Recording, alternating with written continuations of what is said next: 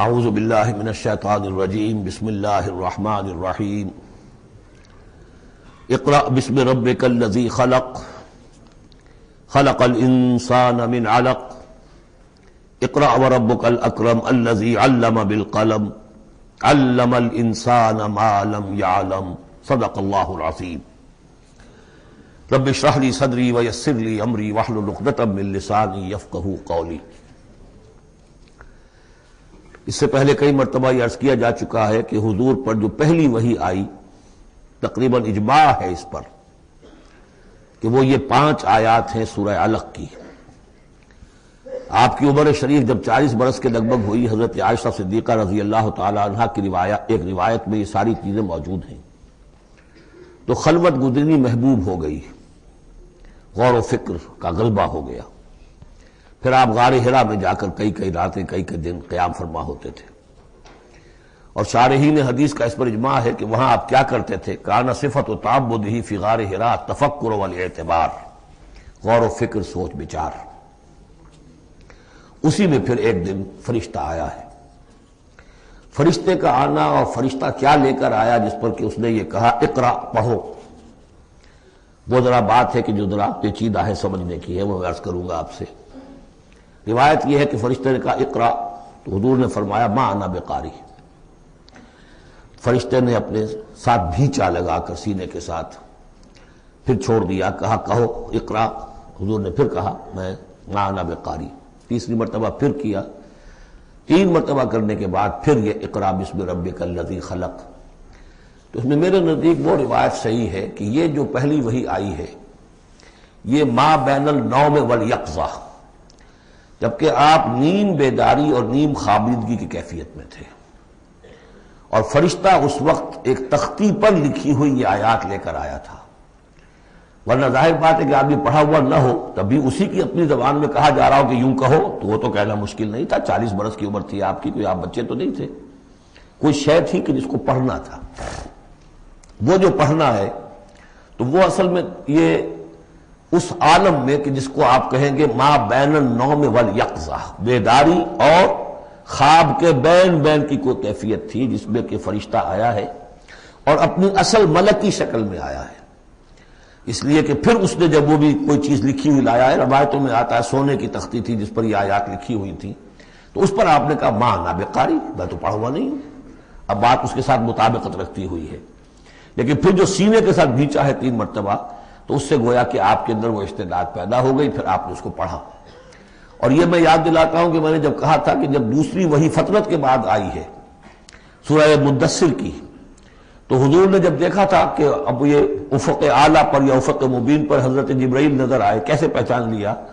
وہی فرشتہ جو غار حرا میں آیا تھا، تو وہاں بھی وہ اپنی اصل ملکی شکل میں تھے، لیکن وہاں جو رویت حضور کو حاصل ہوئی تھی وہ پوری بیداری کی حالت کی نہیں تھی، ما بین النوم والیقظہ، یعنی کچھ نیم خوابی اور نیم بیداری کی کیفیت تھی، لیکن دیکھ لیا تھا حضرت جبرائیل کو ان کی اصل ملکی شکل میں اس وقت۔ لہذا پھر جب وہ پہاڑ سے اترتے ہوئے یا محمد کی صدا آئی، اور پھر آپ نے 2 مرتبہ تو ادھر ادھر دیکھا، کوئی نظر نہیں آیا، تو آپ کو کچھ خوف سا بھی طاری ہوا۔ پھر اچانک نگاہ اٹھی تو دیکھا کہ وہی فرشتہ کہ وہی کہ جو غار حرا میں آیا تھا، اس طرح ہے کہ آسمان زمین کے مابین افق پر، اور اس طرح سے کہ پورا افق بھر گیا۔ تو یہ ہے اس کا پس منظر۔ اقرا بسم ربک الذی خلق، پڑھو اپنے اس رب کے نام سے جس نے پیدا کیا۔ خلق الانسان من علق، انسان کو پیدا کیا اس نے اس جونک کی طرح کی چیز سے کہ جو رحم مادر میں چمٹ گئی تھی۔ اقرا وربک الاکرم، پڑھو اور تمہارا رب بہت کریم ہے، بہت کریم ہے، بہت مہربان ہے۔ الذی علم بالقلم، جس نے کہ تعلیم دی ہے قلم کے ساتھ۔ عام انسانی تعلیم قلم کے ذریعے سے ہے، حضور کے لیے قلم کے درجے میں فرشتہ ہے، فرشتے کے ذریعے سے حضور کو سکھایا گیا ہے۔ علم الانسان ما لم یعلم، اور انسان کو سکھایا ہے جو کچھ کہ وہ نہیں جانتا تھا۔ اس وحی سے، جیسا کہ میں نے بارہا عرض کیا ہے، اب 25واں 26واں دن ہے آج، کہ اس سے آپ کی نبوت کا ظہور ہو گیا۔ نبی تو پیدائشی طور پر نبی ہوتا ہے، لیکن اس کا ظہور ہوا ہے اس وحی کے ساتھ۔ البتہ اس میں کوئی تبلیغ کا حکم نہیں ہے، وہ تو پھر جب وہ وحی آئی ہے، جب کہ فرشتے کو دیکھا ہے افق اعلیٰ پر، افق مبین پر، اس کے بعد جب گھر گئے ہیں اور پھر آپ کمبل اوڑھ کر لیٹ گئے ہیں، دہشت کی کیفیت طاری تھی. پھر وہ سورہ مدثر کی آیات نازل ہوئیں، یا ایھا المدثر قم فانذر وربک فکبر. وہاں سے پھر آپ کی رسالت کا آغاز ہوا کہ اے لحاف میں لپٹ کر لیٹنے والے، اب کھڑے ہو جاؤ، انذار کرو، خبردار کرو لوگوں کو، اور اپنے رب کی کبریائی کا اعلان کرو اور اس کی کبریائی کے نفاذ کی جد و جہد کرو. یہ ہم پڑھ چکے ہیں کل سورہ مدثر میں. اس کے بعد میں نے عرض کیا تھا سورہ مدثر ہی میں 7 آیتوں میں حضور سے خطاب کے بعد پھر 3 آیتیں تھیں. فَإِذَا نُقِرَ فِي النَّاقُورِ فَذَلِكَ يَوْمَئِذٍ يَوْمٌ عَسِيرٌ عَلَى الْكَافِرِينَ غَيْرُ يَسِيرٌ. یہاں پہ دیکھیے، یہاں اب 3 آیتیں آ رہی ہیں، یہ آخرت کا فلسفہ بیان کر رہی ہیں. کَلَّا إِنَّ الْإِنسَانَ لَيَطْغَىٰ. کوئی نہیں، انسان طغیانی پر، سرکشی پر، زیادتی پر، ظلم پر، تعدی پر آمادہ ہو ہی جاتا ہے. کیوں ہو جاتا ہے؟ وہی حساس اور ذہین آدمی جو بیٹھا غور کر رہا ہے کہ یہ کیا ہو رہا ہے معاشرے میں، کیوں ظلم ہو رہا ہے، کیوں تعدی ہو رہی ہے، کیوں غلط روی لوگوں نے اختیار کی ہے.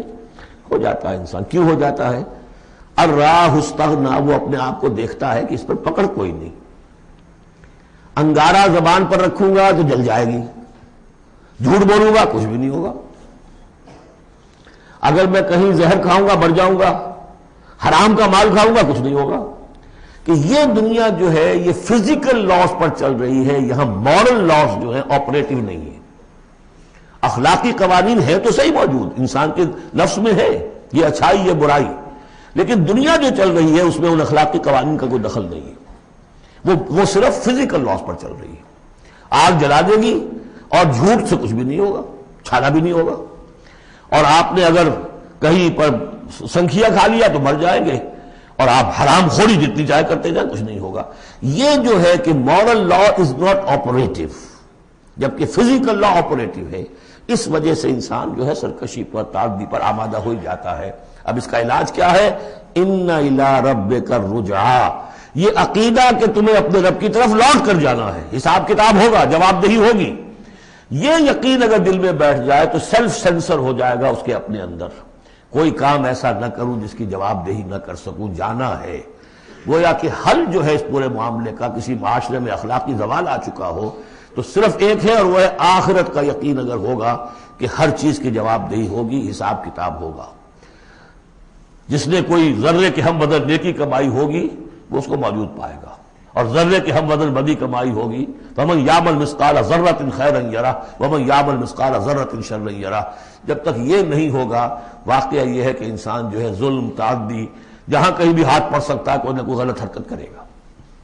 اب اس کے بعد تیسرا حصہ وہاں تھا ولید بن مغیرہ سے متعلق، اور یہاں تیسرا حصہ جو ہے وہ متعلق ہے ابو جہل کے. ارایت الذی ینہا، کیا تم نے دیکھا اس شخص کو کہ جو روکتا ہے، عبدا اذا صلی، ہمارے ایک بندے کو جبکہ وہ نماز پڑھتا ہے. یہ کچھ ظلم اور زیادتی ہوئی ہے 2 مختلف مراحل پر. 2 واقعات تو ہمیں ایسے ملتے ہیں کہ حضور کو نماز سے روکا گیا اور آپ کو ایذا پہنچائی گئی اور کوئی غیر معمولی واقعہ نہیں ہوا. ایک مرتبہ حضور صلی اللہ علیہ وسلم سجدے میں تھے تو بیٹھے ہوئے تھے دور پہ کچھ وہ جو ابو جہل اور اس کے ساتھی. انہوں نے کہا کہ کوئی ہے ذرا جو فلاں جگہ پر اونٹ ذبح ہوا، اس کی اوجڑی پڑی ہوئی ہے، وہ اوجڑی لا کے محمد کی گردن پہ رکھ دو جب یہ سجدے میں جائے. تو حضور سجدے میں گئے تو وہ اوجڑی لا کے، اونٹ کی اوجڑی بری ہوئی وہ لا کے رکھ دی. تو آپ سر نہیں اٹھا پا رہے تھے. پھر حضرت فاطمہ کو معلوم ہوا، وہ آئی ہیں دوڑتی ہوئی، پھر انہوں نے وہاں سے اس کو ہٹایا ہے. اور تو اس وقت ایک زیادتی یہ کی گئی، اس وقت کوئی غیر معمولی واقعہ نہیں ہوا، یعنی کہیں اللہ تعالیٰ نے پکڑا نہیں اسے. ایک موقع پر یہ ہے کہ حضور نماز پڑھ رہے تھے تو وہ آیا، اس نے آپ کی گردن کے اندر چادر ڈال کر اس کا ایک پھندا سا بنا کے کھینچا کہ آپ کی آنکھیں ابل پڑی. لیکن تیسرا واقعہ آتا ہے کہ ایک موقع پر حضور صلی اللہ علیہ وسلم نماز پڑھ رہے تھے تو اس نے ڈانٹا اور کہا کہ محمد میں نے تمہیں منع کیا مت نماز یہاں پڑھا کیا کرو. اور وہ پھر آگے بڑھا کوئی اقدام کرنے کے لیے پھر پیچھے ہٹ گیا. لوگوں نے کہا کیا ہوا؟ تو کہا کہ مجھے اپنے اور محمد کے درمیان ایک کھائی نظر آئی جس میں کوئی پروں والی مخلوق تھی اور وہ میری تکہ بوٹی کرنے کو تیار تھی. اس سے خوف کھا کر وہ پیچھے ہٹ گیا. تو مجھے جہاں تک محسوس ہوتا ہے وہ یہ ہے کہ جب تک تو حضور کو ابو طالب کی پروٹیکشن حاصل تھی اس وقت تک کا معاملہ تو پہلے 2 واقعات ہیں.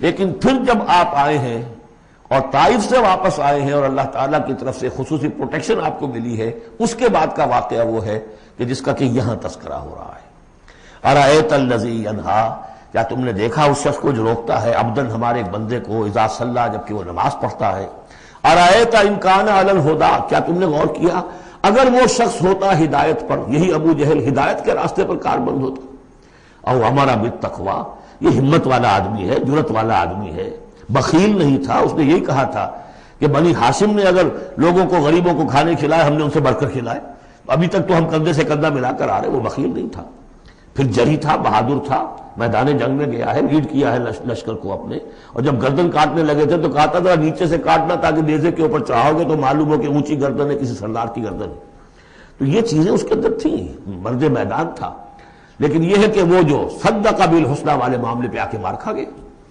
لیکن یہ کہ اگر یہی شخص ایمان لے آیا ہوتا، ہدایت پر ہوتا، تقویٰ کی تعلیم دیتا، تو آپ سمجھیے پھر کیا ہوتا، گویا کہ ایک اور عمر فاروق مل گیا ہوتا اس امت کو۔ بالکل ان کی شخصیتوں کے اندر بڑا پیرلل انداز ہے۔ حضرت عمر بھی لڑنے بھڑنے والے آدمی، کشتیاں کرنے والے آدمی، ادھر سے جا رہے ہیں اس کو دھکا دے رہے ہیں، اس مزاج کے آدمی تھے، لیکن یہ کہ بہرحال ان میں وہ چیز موجود تھی کہ بخل نہیں اور بزدلی نہیں۔ ان دو چیزوں کے بعد جو ہے پھر یہ کہ تصدیق بالحسنی کے لیے اللہ تعالیٰ نے ایک راستہ کھول دیا ان کے لیے، تو ان کے وہ عمر فاروق بن گئے، اس لیے کہ دعا کی تھی محمد رسول اللہ نے۔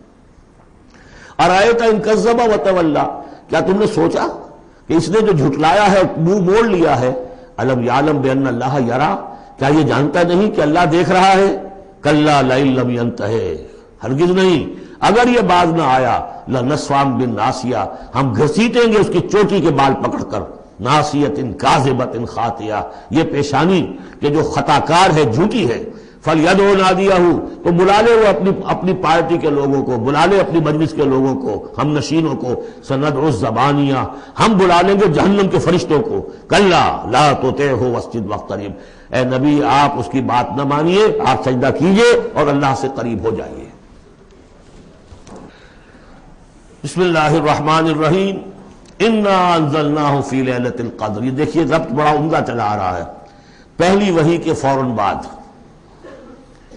ہم نے اتارا ہے اس کو لیلۃ القدر میں، اور کوئی عجب نہیں کہ آج لیلۃ القدر ہو، اس لیے کہ سعودی عرب کے حساب سے، امارات کے حساب سے آج 27ویں شب ہے، اور پاکستان کے شمالی علاقوں کے حساب سے بھی آج 27ویں شب ہے۔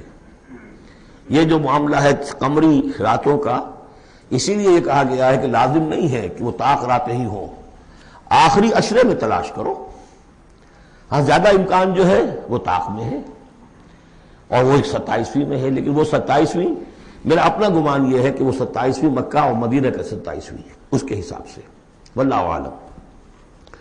انا انزلناہ فی لیلۃ القدر، ہم پڑھ چکے ہیں پہلے، انا انزلناہ فی لیلۃ مبارکہ، وما ادراک ما لیلۃ القدر، کیا تم جانتے ہو کیا ہے لیلۃ القدر؟ لیلۃ القدر خیر من الف شہر، وہ لیلۃ القدر 100 مہینوں سے بہتر ہے۔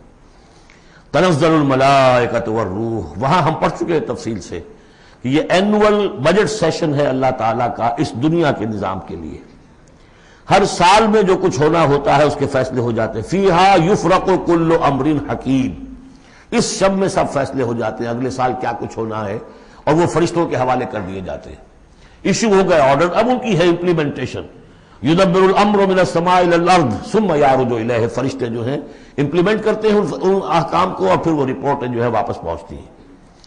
تو اسی رات میں قرآن مجید کے نزول کا آغاز ہوا، تنزل الملائکۃ والروح فیہا باذن ربہم، اس رات میں اترتے ہیں فرشتے بھی، اور الروح روح الامین، روح القدس، وہ کہ چونکہ ان کا ذکر عام طور پہ علیحدہ اس لیے کیا جاتا ہے جو ہم 2 دفعہ پڑھ چکے ہیں، علمہ شدید القویٰ ذو مرۃ فاستویٰ، تو ان کی خاص شان ہے فرشتوں میں، یہ مطاع ہیں، مطاع ثم امین، ان کے سردار کی حیثیت رکھتے ہیں۔ تو تنزل الملائکۃ والروح فیہا باذن ربہم، اپنے رب کے حکم سے، من کل امر، ہر امر، جو سارے فیصلے ہو چکے ہوتے ہیں اس ایک آئندہ سال کے، ان کے بارے میں جو ہے ان کو احکام دے دیے گئے ہوتے ہیں، فیہا یفرق کل امر حکیم، یہ ہم وہاں پڑھ چکے ہیں۔ سلام، اور یہ رات جو ہے اللہ تعالیٰ نے پھر اس کی برکات ایسی رکھی ہیں کہ اگر اس میں کوئی شخص جو ہے اللہ کا خاص طور پر عبادت گزار بندہ جو ہے اس سے دعا کرے تو اللہ تعالیٰ اس دعا کو قبول کرتا ہے، عبادت کا جو اجر و ثواب ہے وہ اس ایک شب کا وہ 1000 مہینوں کے اجر و ثواب سے بڑھ جائے گا۔ ہی حتی مطلع الفجر، یہ فجر کے طلوع ہونے تک یہ رات ہے۔ اب اس کے بعد یہ ایک سورت جو آ رہی ہے، اس کے بارے میں عام طور پر آپ کو لکھا ہوا مل جائے گا کہ یہ سورہ جو ہے یہ مدنیہ ہے، لیکن یہ کہ یہ اکثر سورتوں کے بارے میں یہ جو آخری ہیں، ہر قرآن مجید میں کوئی نہ کوئی ایک رائے تو لکھی ہے، لیکن جب تفصیل دیکھتے ہیں تو بہت سی آراء ہیں اس میں، یہ کوئی ایک رائے نہیں ہوتی۔ میں نے جب تحقیق کی ہے تو حضرت عائشہ صدیقہ رضی اللہ تعالی عنہ کے قول کے مطابق یہ سورت بھی مکی ہے، مدنی نہیں ہے۔ سورۃ البینہ، بسم اللہ الرحمن الرحیم، لم یکن الذین کفروا من اہل الکتاب والمشرکین منفکین حتی تأتیہم البینہ، نہیں تھے وہ لوگ جنہوں نے کفر کیا تھا اہل کتاب میں سے اور مشرکین میں سے کہ انہیں علیحدہ کر دیا جاتا یا باز آ جاتے، حتی تأتیہم البینہ، جب تک کہ ان کے پاس بینہ نہ آ جاتی۔ ظاہر بات ہے کہ وہ گمراہی میں مبتلا تھے، کوئی بین چیز آئے، کوئی واضح چیز آئے جس سے کہ ان کو محسوس ہو جائے، شعور ہو جائے کہ ہم گمراہی پر ہیں، اور یا اس کا مفہوم یہ ہے کہ جب تک بین ان کے اوپر بات نہ آ جائے اس وقت تک انہیں کاٹا نہیں جا سکتا، انہیں اپنے سے علیحدہ نہیں کیا جا سکتا۔ منفک جو ہے یہ دونوں طریقے سے معنی دے گا۔ اب قابل غور کیا بات ہے، وہ بینہ کیا ہے؟ رسول من اللہ یتلو صحفا مطہرۃ فیہا کتب قیمہ، ایک رسول اللہ کی جانب سے جو تلاوت کرتے ہیں پاکیزہ اوراق کی، اور وہ فیہا، ان اوراق میں کیا ہے؟ بڑی مضبوط کتابیں لکھی ہوئی ہیں، احکام ہیں اللہ کے۔ کتاب کا لفظ خاص طور پر میں بتاتا آیا ہوں آپ کو کہ یہ احکام شریعت کے لیے آتا ہے۔ فیہا کتب قیمہ، یہ ہے وہ چیز کہ جب اللہ کا رسول اللہ کی کتاب لے کر آ جائے تو یہ بینہ اب ہو گئی، اب بات واضح ہو گئی، اب کسی شک و شبے کی گنجائش نہیں رہی۔ یہی سورہ طلاق میں ہم نے پڑھا تھا ذکرہ، قد انزلنا الیکم ذکرا رسولا یتلو علیکم آیاتہ، تو یہ جو ہے رسول جب تلاوت کرتا ہے، گویا کہ رسول اور کتاب مل کر بینہ بنے، اللہ کی کتاب اس کا معلم رسول مل کر بینہ بنے۔ اس اعتبار سے بینہ اور ذکرہ کی جو تعبیر ہوئی ہے اور اس کی ڈیفینیشن جو ہوئی ہے سورہ بینہ میں اور سورہ طلاق میں، وہ بہت اہم ہے۔ اب فرمایا وما تفرق الذین اوتوا الکتاب الا من بعد ما جاءتهم البینہ، یہ جن لوگوں کو کتاب دی گئی تھی انہوں نے جو پہلے بھی تفرقہ کیا ہے آپس میں، یہ جو بٹ گئے، یہ کوئی نصارہ بن گئے، کوئی یہودی بن گئے، پھر نصارہ میں نہ معلوم کتنے فرقے ہوئے اور یہودیوں میں کتنے فرقے ہوئے، یہ سارا تفرقہ ہوا کب؟ الا من بعد ما جاءتهم البینہ، مگر یہ کہ ان کے پاس بینہ آ چکی تھی، گویا کہ اس کے اب جرم کی وہ پورے طور پر اس کی سزا کے سزاوار ہو چکے۔ وما امروا، یہ آیت اس اعتبار سے بہت اہم ہے کہ دین کا پھر وہی خلاصہ جو ہم نے پڑھا تھا بہت ہی شد و بد کے ساتھ سورہ زمر میں، وہ پھر آ گیا۔ وما امروا الا لیعبدوا اللہ مخلصین لہ الدین حنفاء، اور انہیں حکم نہیں ہوا تھا مگر اس بات کا کہ بندگی کریں، پرستش کریں اللہ کی، لیکن اس کے لیے اپنی اطاعت کو خالص کرتے ہوئے۔ یہ نہیں کہ نماز تو اللہ کی پڑھ رہے ہیں لیکن یہ کہ اور کام اپنے نفس کی مرضی کے مطابق کر رہے ہیں، وہاں اللہ کے حکم کو ٹھکرا دیا ہے۔ کاروبار جو کر رہے ہیں وہ اور طریقوں سے کر رہے ہیں جو حرام ہے، تو یہ تو پھر بندگی نہ ہوئی۔ یہ تو وہ بات ہو گئی افتؤمنون ببعض الکتاب وتکفرون ببعض، کیا تم ہماری کتاب اور شریعت کے ایک حصے کو مانتے اور ایک کو رد کر دیتے ہو؟ فما جزاء من یفعل ذلک منکم الا خزی فی الحیاۃ الدنیا، تو جو کوئی بھی تم میں سے یہ رویہ اختیار کرے گا اس کی کوئی سزا اس کے سوا نہیں ہے کہ دنیا میں ذلیل و خوار کر دیے جائیں، ویوم القیامۃ یردون الی اشد العذاب، اور قیامت کے دن بدترین عذاب میں جھونک دیے جائیں۔ دنیا کی رسوائی تو آج ہمارے ماتھے پر لکھی ہوئی ہے۔ 1.5 ارب انسان، 1.25 ارب تو کم سے کم ہے، 120-130 کروڑ سے کم نہیں آج مسلمان، عزت نام کی کوئی شے نہیں۔ عالمی معاملات میں وی ہیو نو سے، کسنوی پرست کے بھیا کیستی، ہماری پالیسیاں کہیں اور بنتی ہیں، کہیں اور سے ہمارے بجٹ کے لیے انسٹرکشن کہیں اور سے آتی ہیں، اور تو اور بات ہے۔ تو وما امروا الا لیعبدوا اللہ مخلصین لہ الدین حنفاء، یکسو ہو کر پوری زندگی اللہ کے قانون کے تحت ہوگی تو پھر عبادت قبول ہوگی، ورنہ یہ جو ہے کہ کچھ اللہ کو دو اور کچھ قیصر والا قیصر کو دو، خدا والا خدا کو دو، یہ اسلام میں قابل قبول نہیں۔ اب اس کے بعد فرمایا وَيُقِيمُ الصَّلَاةَ وَيُؤْتُ الزَّكَاةَ، اس کے علاوہ وہ نماز قائم کریں، زکوٰۃ ادا کریں۔ بندگی اور شے ہو گئی، نماز اور زکوٰۃ علیحدہ شے ہو گئی۔ بندگی تو اطاعت ہے، زندگی آمد برائے بندگی، زندگی بے بندگی شرمندگی۔ اس بندگی کے حقوں کے تقاضوں کو پورا کرنے کے لیے نماز دی گئی آپ کو، تاکہ آپ یاد تو کرتے رہیں، اللہ کو یاد تو کرتے رہیں، تاکہ وہ جو عہد کیا ایاک نعبد و ایاک نستعین دن میں 5 مرتبہ تازہ ہو جائے۔ اس کو حفیظ نے کہا ہے کہ سرکشی نے کر دیے دھندلے نقیشے بندگی، سرکشی نے کر دیے دھندلے نقوش بندگی، آؤ سجدے میں گریں، لوح جبین تازہ کریں۔ یہ جو ہے اس کے اوپر دھندلے ہو گئے نقوش بندگی، نماز پڑھو تاکہ یہ بندگی کا نقش پھر اور چمک اٹھے۔ ایاک نعبد و ایاک نستعین کتنی مرتبہ دہراؤ گے سورہ فاتحہ کو ہر نماز میں تو تم اپنے عہد کو تازہ کر رہے ہو۔ اور زکوٰۃ دو، وذالک الدین القیمہ، یہی ہے سیدھا دین، ہمیشہ کا دین۔ ان الذین کفروا من اہل الکتاب والمشرکین، بے شک وہ لوگ جنہوں نے کفر کی روش اختیار کی، خواہ وہ اہل کتاب میں سے تھے یہود اور نصارہ، والمشرکین خواہ وہ مشرکین میں سے تھے، فی نار جہنم خالدین فیہا، وہ ہوں گے جہنم کی آگ میں، اس میں ہمیشہ ہمیشہ رہیں گے۔ اولئک ہم شر البریہ، یہ یقیناً بدترین خلائق ہے۔ ان الذین آمنوا وعملوا الصالحات، اس کے برعکس وہ لوگ جو ایمان لائے جنہوں نے نیک عمل کیے، اولئک ہم خیر البریہ، یہ بہترین خلائق ہے۔ اللہم ربنا اجعلنا منہم، اللہ تعالی ہمیں ان میں شامل ہونے کی توفیق عطا فرمائے۔ جزاؤہم عند ربہم جنات عدن تجری من تحتہا الانہار خالدین فیہا ابدا، ان کا بدلہ ہوگا ان کے رب کے پاس وہ باغات، رہنے والے باغات، ریزیڈینشل گارڈنز، جن کے دامن میں ندیاں بہتی ہوں گی اور جس میں وہ رہیں گے ہمیشہ ہمیش ہمیشہ ہمیش۔ یہ مقام اور ایک سورہ تغابن جو ہم نے پڑھی تھی، اس وقت میں نے وہ بات کا تذکرہ نہیں کیا تھا۔ دو مقامات قرآن مجید کے ایسے ہیں جہاں جو سائملٹینیس کنٹراسٹ ہے وہ یہ ہے کہ جہنم کے لیے صرف خالدین فیہا آیا ہے اور جنت کے لیے خالدین فیہا ابدا، تو یقیناً کوئی نہ کوئی فرق ہے۔ ویسے جہنم کے لیے بھی قرآن میں دوسرے مقامات پر ابدا بھی آیا ہے اور پھر سارا کچھ، لیکن جہاں کنٹراسٹ آ جائے جو فوری ہو، تو یہ جو سائملٹینیس کنٹراسٹ کے حوالے سے چنانچہ اسی بنیاد پر امت کے دو بڑی عظیم شخصیتوں کی رائے یہ ہے کہ جہنم ابدی نہیں ہے، ایک وقت میں آ کے کھوکھلی ہو جائے گی، ختم ہو جائے گی۔ یا تو وہ جہنمی وہ ہوں گے کہ جن میں خیر کا سرے سے کوئی ایلیمنٹ ہی نہیں، انہیں جلا کر راکھ کر دیا جائے گا، معدوم ہو جائیں گے، جیسے حیوانات معدوم ہو جائیں گے۔ اور اگر کوئی خیر کا ایلیمنٹ ہے تو جیسے بھٹی میں چڑھا کر دھو کر کپڑا نکال لیا جاتا ہے، ایسے ہی وہ ان کی روح جو ہے وہ نکال لی جائے گی اور وہ پھر جنت میں پہنچ جائیں گے۔ لیکن یہ عام اہل سنت کا عقیدہ نہیں ہے، یہ نوٹ کر لیجئے، کہیں آپ میرے خلاف کوئی فتوی نہ آپ کروا دیں، لیکن یہ ہے کہ دو افراد ہیں جو بہت عظیم ہیں۔ ایک تو یہ کہ جو یوں سمجھیے کہ شیخ اکبر کہلاتے ہیں، صوفیہ میں بہت چوٹی کی شخصیت، محی الدین ابن عربی۔ دوسرے وہ شخص کہ جو ہر اعتبار سے محی الدین ابن عربی سے بہت شدید اختلاف کرتے ہیں، بہت شدید اختلاف، امام ابن تیمیہ، اور جو یوں سمجھیے کہ سلفی جو المسلک جو لوگ بھی ہیں دنیا میں، ان کے نزدیک سب سے بڑے امام جو ہے، سب سے بڑے عالم وہ امام ابن تیمیہ ہے رحمۃ اللہ علیہ، ان کی رائے بھی یہی ہے۔ تو دو عظیم اشخاص کا اس پر متفق ہو جانا، متفق گردید رائے بو علی بارائے من، تو یہ وہ یقیناً جو ہے اس قابل تھا کہ میں آپ کو اس کا تذکرہ ذکر بتا دوں۔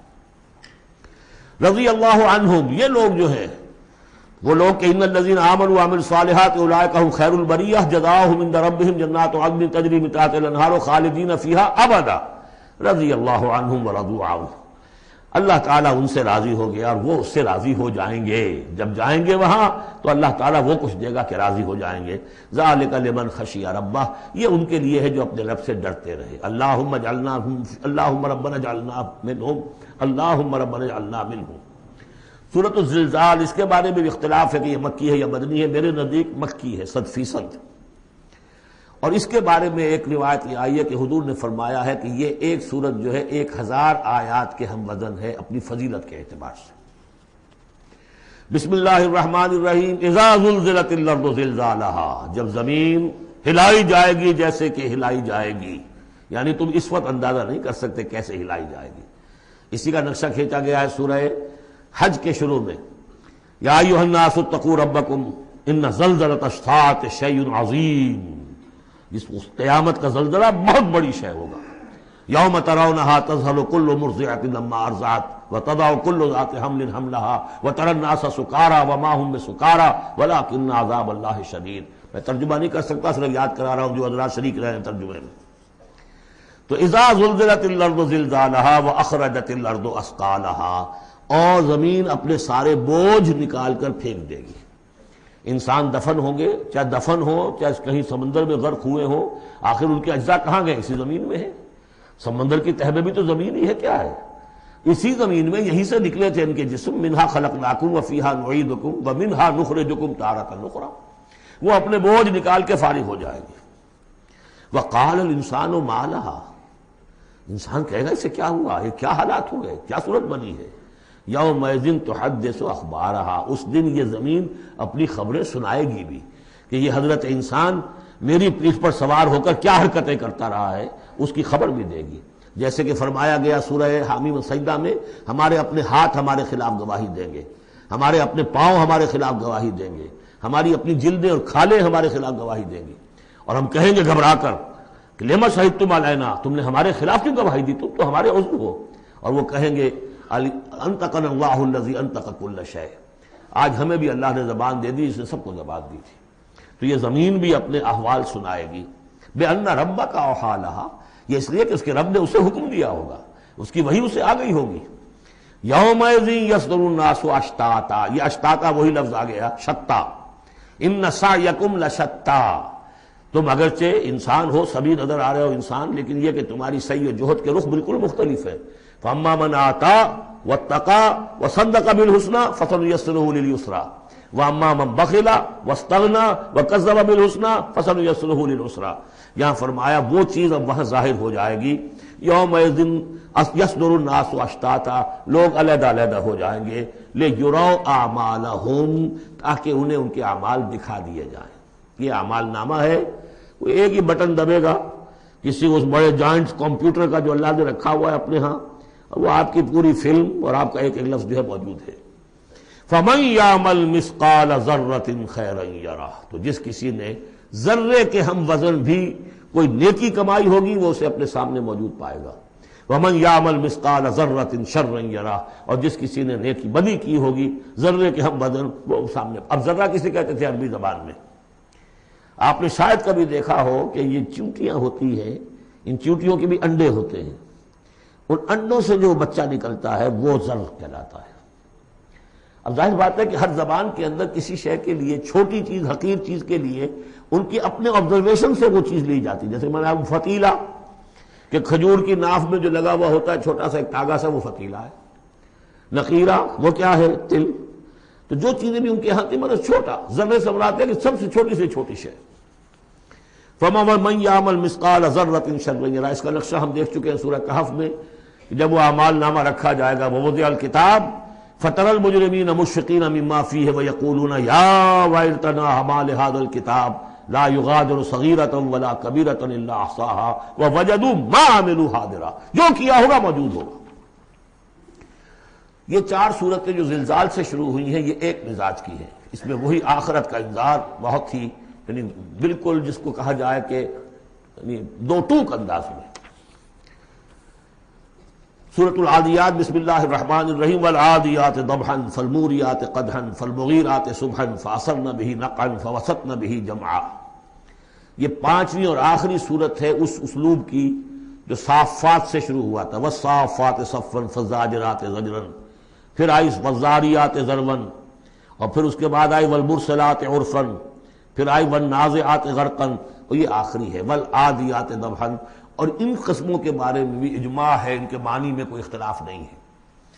وہ گھوڑے کے جو دوڑتے ہیں ہانپتے ہوئے، قسم ہے ان گھوڑوں کی، یا گواہ ہیں وہ گھوڑے جو دوڑتے ہیں ہانپتے ہوئے۔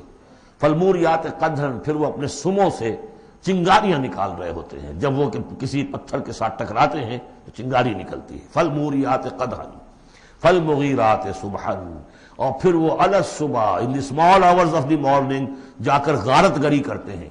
یہ عربوں کا جو کلچر تھا، ان کی جو تہذیب تھی، لوٹ مار، اور لوٹ مار کے لیے ان کا وقت مقرر تھا small hours of the morning, جبکہ بہت سکون سے لوگ سوئے ہوئے ہیں، ٹھنڈی ٹھنڈی ہوا چل رہی ہوتی ہے، بہت ہی مریض کو ساری رات بھی اگر نیند نہ آئی ہو تو اس وقت آ جاتی ہے، وہ وقت ایسا ہوتا ہے۔ اس میں جاتے تھے وہ برق رفتاری کے ساتھ گھوڑوں پر جا کر لوٹ مار کیا، قتل کیا، اور پھر بھاگے وہاں سے۔ یہ ان کا عام جو ہے کلچر ہے، لیکن اس میں استعمال کون ہو رہا ہے؟ گھوڑا۔ اچھا، یہ گھوڑا جو ہے پھر ان کی جنگوں میں بھی استعمال ہوتا تھا، جبکہ آمنے سامنے جنگیں ہیں، وہ جنگوں کے اندر جاتا تھا، حالانکہ اس کی تو کسی سے لڑائی نہیں ہے، وہ صرف اپنے مالک کی وفاداری کر رہا ہے، جو اسے کچھ کھلا دیتا ہے، کوئی دانہ ڈالتا ہے، کوئی کبھی اس کے جو ہے وہ مالش کر دیتا ہے، اس کا اتنا وفادار ہے کہ فرمایا فالمغیرات صبحا فَأَثَرْنَ بِهِ نَقْعًا، اور پھر جا کر وہ گرد اٹھاتا ہوا دوڑ کر جاتا ہے، فَوَسَطْنَ بِهِ جَمْعًا، اور جمعیت کے اندر گھس جاتا ہے۔ آپ کو معلوم ہے پچھلی زمانوں میں کیا ہوتا تھا، لے کر نیزہ اور یا کوئی اور شے جو ہے وہ سوار گھوڑے کو لے کر دوڑا ہے، کس میں؟ دشمن کے اندر صفوں میں گھس رہا ہے، اور تیر آ رہا ہے، گھوڑا مر رہا ہے، ہوتا ہے، تلوار لگی ہے، گھوڑا مر گیا ہے، تو گھوڑا یہ رسک کیوں لے رہا ہے؟ یہ ہے اصل میں اس صورت کی جو اصل مرکزی بات ہے، محض یہ بات، انسان جو اس کا مالک ہے اس کا خالق نہیں ہے، صرف یہ ہے کہ اسے دانہ ڈالتا ہے، اسے گھر پہ باندھتا ہے، اس کی سیوا کرتا ہے۔ اس صرف دانہ دینے اور سیوا کرنے پر اس کے اندر اتنی وفاداری ہے کہ وہ اپنے مالک کی ذرا سی ایڑ کی تھوڑی سی اس کا اشارہ ہوتا ہے اور ہوا کی طرح بات کرتا ہے، جہاں اس کو حکم ہوتا ہے وہ دوڑتا ہے، اپنی جان جوکھم میں ڈالتا ہے۔ اب فرمایا ان الانسان لربہ لکنود، لیکن یہ انسان اپنے رب کا بڑا ناشکرا ہے۔ وہ جو کھلاتا ہے، پلاتا ہے، رزق دیتا ہے، جو خالق ہے، یہ وفاداری اللہ کے لیے انسان میں نہیں۔ کتے کی وفاداریاں دیکھو، گھوڑوں کی وفاداریاں دیکھو، ان میں کتنی وفاداری ہوتی ہے۔ والعادیات ضبحا فالموریات قدحا فالمغیرات صبحا فاثرن بہ نقعا فوسطن بہ جمعا ان الانسان لربہ لکنود۔ کنٹراسٹ، ایک اس کا طرز عمل ہے، ایک اس انسان کا طرز عمل ہے۔ وَإِنَّهُ عَلَىٰ ذَلِكَ لَشَهِيدٌ بَلِ الْإِنسَانُ عَلَىٰ نَفْسِهِ بَصِيرًا، سورہ قیامہ میں جو ہم نے پڑھا ہے اسے خود بھی معلوم ہے کہ میں ناشکری کر رہا ہوں۔ وَإِنَّهُ لِحُبِّ الْخَيْرِ لَشَدِيدٌ، لیکن یہ مال اور دولت کی محبت میں بہت شدید ہو جاتا ہے، مال اور محبت کی دولت کی وجہ سے حرام حلال کی تمیز ہٹا دیتا ہے، حالانکہ اس کا نفس ملامت کرتا ہے۔ لا اقسم بیوم القیامہ ولا اقسم بالنفس اللوامہ، وہ اللہ تعالیٰ کی نشانیوں میں سے ایک نشانی ہے انسان کے اپنے اندر۔ افلا یعلم اذا بعثر ما فی القبور، تو کیا اسے یہ معلوم نہیں ہے کہ جب زمین میں جو کچھ ہے، قبروں میں جو کچھ ہے، تلپٹ کر دیا جائے گا، انہیں نکال لیا جائے گا، وحصل ما فی الصدور، اور جو کچھ ان کے سینوں میں چھپا ہوا ہے وہ بھی نکال لیا جائے گا۔ ان ربہم بہم یومئذ لخبیر، یقیناً اس دن ان کا رب ان سے پوری ان کی باتیں جو ہیں ان سے باخبر ہوگا، ان کی خبر لے لے گا اور ان سے حساب کتاب لے لے گا۔ اللہم ربنا حاسبنا حسابا یسیرا، ان صورتوں کے آخر میں یہ دعا، اللہ تعالی ہم سے آسان حساب لیجو۔ سورۃ القارعہ، یہ وہ انداز ہے الحاقہ مالحاقہ والا۔ بسم اللہ الرحمن الرحیم، القارعہ مالقارعہ وما ادراک مالقارعہ، وہ کھڑکھڑانے والی، وہ کیا ہے وہ کھڑکھڑانے والی؟ قرع کہتے ہیں دروازے پر آ کر زور زور سے کوئی مکے مار رہا ہے دروازہ کھلوانے کے لیے، کسی نے سنا نہیں ہے مار رہا ہے، قرع یہ ہے۔ القارعہ، جب وہ آئے گی قیامت تو گویا کہ اس پوری دنیا کو کھڑکھڑائے گی۔ مالقارعہ وما ادراک مالقارعہ یوم یکون الناس کالفراش المبثوث، جس دن انسان ایسے ہوں گے جیسے پتنگے ہوتے ہیں بکھرے ہوئے۔ وتکون الجبال کالعہن المنفوش، اور پہاڑ ایسے ہو جائیں گے جیسے روئی یا اون ہو دھلکی ہوئی۔ فاما من ثقلت موازینہ، تو پھر جن لوگوں کے نیکیوں کے پلڑے بھاری ہوں گے۔ اصل میں دو شکلیں ہیں میزان کی، ایک میزان ہوتی ہے ترازو جس کے دو پلڑے ہیں، ایک ہے سپرنگ بیلنس، وہ ایک ہی پلڑا ہے اس کے اندر، تو وہ تو اس کے اندر جو بھی سپرنگ ہے وہ بتاتا ہے کہ یہ اس کا وزن کتنا ہے۔ تو دو رائے ہیں، ایک تو یہ ہے کہ موازین سے مراد یہ کہ صرف نیکی کا وزن کیا جائے گا اور دیکھا جائے گا وہ ریکویزٹ لیول تک ہے یا نہیں، تو اس کی جو موزون ہے نیکیوں کے موازین وہ اگر بھاری ہے ایک معیار ہوگا، اور معیار بھی ہوگا ہر شخص کا انڈیویجول، لا نکلف اللہ نفسا الا وسعہا۔ اگر اس کے اپنے شاکلہ، اس کے اپنے جینز، اس کے اپنے جو بھی ماحول کے اثرات تھے، ان سب کی رعایت کرنے کے باوجود ایک مطلوبہ مقدار تک نیکی کا عنصر نکل آیا، فَأَمَّا مَنْ ثَقُلَتْ مَوَازِينُهُ فَهُوَ فِي عِيشَةٍ رَاضِيَةٍ، وہ ہوگا بڑے عیش کی زندگی میں جس میں اس کے لیے رضا ہی رضا ہے، راضی رہے گا، ہمیشہ جو ہے اس کی زندگی جو ہے خوشی پر ہوگی، خرم۔ وَأَمَّا مَنْ خَفَّتْ مَوَازِينُهُ، جس کے وہ نیکیوں کے پلڑے جو ہلکے ہوئے، فَأُمُّهُ هَاوِيَةٌ، تو اس کا ٹھکانہ ہے ایک گڑھا۔ وَمَا أَدْرَاكَ مَا هِيَ، اور جانتے وہ گڑھا کیا ہے؟ نارٌ حامیہ، آگ ہے دہکتی ہوئی۔ اللہم اجرنا من النار یا مجیرو یا مجیرو یا مجیر۔ سورۃ التکاثر، بسم اللہ الرحمن الرحیم۔ الہاکم التکاثر، تمہیں غافل کیے رکھتی ہے بہتات کی طلب، اور چاہے اتنا مال ہے، اتنی دولت ہے کہ 10 نسلوں کے لیے کافی ہو جائے، لیکن یہ کہ انسان کی طبیعت اس سے بڑھتی نہیں، اور چاہے بڑے میاں کی ٹانگیں قبر میں لٹکی نظر آ رہی ہو دنیا کو، لیکن وہ دولت کی حرص ختم نہیں ہوتی۔ الہاکم التکاثر، تمہیں یہ کثرت اور یہ غافل کیے رکھتی ہے، حتی زرتم المقابر، یہاں تک کہ تم قبروں تک پہنچ جاتے ہو، اس وقت تک یہ بات ختم نہیں ہوتی۔ یعنی یہ حوث جو ہے انسان میں، دولت کی لالچ اور دولت کی محبت، اس کو بھرتی ہے تو قبر کی مٹی سے وہ بھری جاتی ہے، کسی اور مقدار سے دنیا میں یہ حوث نہیں بھرتی۔ اور یہ سورہ حدید کی وہ آیت یاد کر لیجئے، اعلموا انما الحیات الدنیا لعب ولہو وزینۃ وتفاخر بینکم وتکاثر فی الاموال والاولاد، وہ آخری سٹیج ہے انسانی زندگی کی، اور یہ ختم موت تک ختم نہیں ہوتی۔ کلا سوف تعلمون، کوئی نہیں، اس وقت تمہیں معلوم ہو جائے گا، حقیقت کھل جائے گی۔